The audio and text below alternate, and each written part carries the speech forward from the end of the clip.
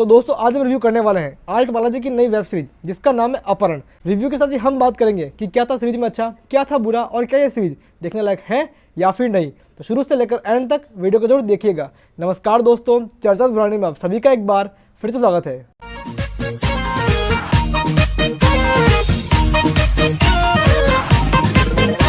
Series की star cast में अरुणोदय सिंह, माही गिल, निधि सिंह, संजय बत्रा और वरुण बदोला।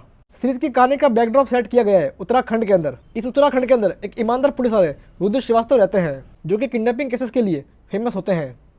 यहाँ पर रुद्र श्रीवास्तव का कैरेक्टर पोर्ट्रेट किया है अरुणोदय सिंह ने। एक दिन किसी केस के अंदर वे फर्जी तरीके से फंस जाते हैं, उनकी नौकरी जाती है और उन्हें जेल जाना पड़ता है। जेल से निकलने के बाद जब वे बाहर निकलते हैं तब उन्हें मालूम पड़ता है कि घर को चलाने के लिए उनकी वाइफ गलत काम की ओर निकल पड़ी है। वह नई नौकरी पाने के लिए वे ट्राई भी करते हैं लेकिन कहीं भी बात नहीं बनती है। फिर एक दिन उन्हें काम मिलता है शुगर मिल के मालिक त्यागी की बेटी को किडनैप करने का। वह रुद्र किडनैपिंग करता है लेकिन कहानी तब पलटती है जब उस लड़के की मौत हो जाती है। तो क्या अब रुद्र उस कातिल का पता लगा पाएगा और इस पूरे केस से वे खुद को बाहर निकाल पाएगा या फिर नहीं, ये जानने के लिए आपको ये वेब सीरीज देखनी होगी। अब बात करूँ परफॉर्मेंस की तो ये पूरी सीरीज बिलोंग करती है अरुणोदय सिंह से। पूरी सीरीज में उनका स्क्रीन स्पेस काफ़ी ज़्यादा है और इस चीज़ को उन्होंने काफ़ी अच्छे तरीके से यूज किया है। एक पुलिस वाले, किडनैपर, पति के रोल्स के अंदर वे काफ़ी अच्छे लगे, परफेक्ट लगे हैं। सीरीज के हर फ्रेम में उनकी कमाल की एक्टिंग हमें देखने को मिलती है। इसके बाद मुझे जो कैरेक्टर काफ़ी अच्छा लगा है वो है वरुण बदोला का, जो अपनी छाप छोड़ने के अंदर कामयाब रहते हैं। माही गिल का कैरेक्टर यहाँ पर काफ़ी मिस्टीरियस था लेकिन उनका स्क्रीन स्पेस काफ़ी कम था। वेल फिर भी जितना स्क्रीन स्पेस उनका था वहाँ उन्होंने अच्छा काम किया है। बाकी जो सपोर्टिंग कास्ट है उनका काम ठीक है।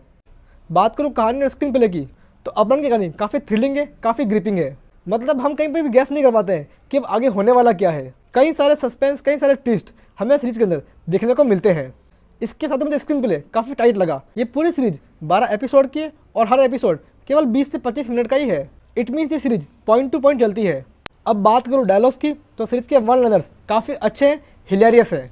अब गालियाँ वेब सीरीज की जान बन चुकी है तो यहाँ पर भी हमें कई सारी गालियाँ सुनने को मिलती है, लेकिन ये गालियाँ कई जगहों पर हमें हंसाने के अंदर कामयाब रहती है। पूरी सीरीज के अंदर हमें बैकग्राउंड के अंदर 70s और 80s के फेमस गाने सुनने को मिलते हैं जो कि सीरीज को एक रेट्रो टच देता है। वेल अक्सर मैंने देखा कि आर्ट बालाजी की जो वेब सीरीज आती है उनके अंदर वल्गैरिटी काफ़ी ज़्यादा होती है, बट सरप्राइजिंगली इसके अंदर वल्गैरिटी मुझे काफ़ी कम लगी। सीरीज का डायरेक्शन किया है डायरेक्टर सिद्धार्थ सेन गुप्ता ने, जो कि इससे पहले बालिका वधू नाम के एक शो को डायरेक्ट कर चुके हैं। यहाँ पर वे एक अलग जॉनर की चीज़ लेके आए हैं, लेकिन कहना होगा कि उनके डायरेक्शन के अंदर काफ़ी कम कमियां देखने को मिलती है। हर एक चीज़ का अच्छा मिक्सचर हमें देखने को मिलता है, चाहे कहानी का प्लॉट डेवलपमेंट हो, कैरेक्टर डेवलपमेंट हो, हर चीज़ उन्होंने काफ़ी अच्छे तरीके से की है। हालांकि कुछ कैरेक्टर मुझे इस सीरीज के अंदर अंडर यूज लगे जिनसे अच्छा खासा काम निकाल सकते थे, जैसे कि माही गिल का कैरेक्टर हो या फिर संजय बत्रा का कैरेक्टर हो। इन कैरेक्टर को डिस्क्राइबली नहीं दिखाया गया है।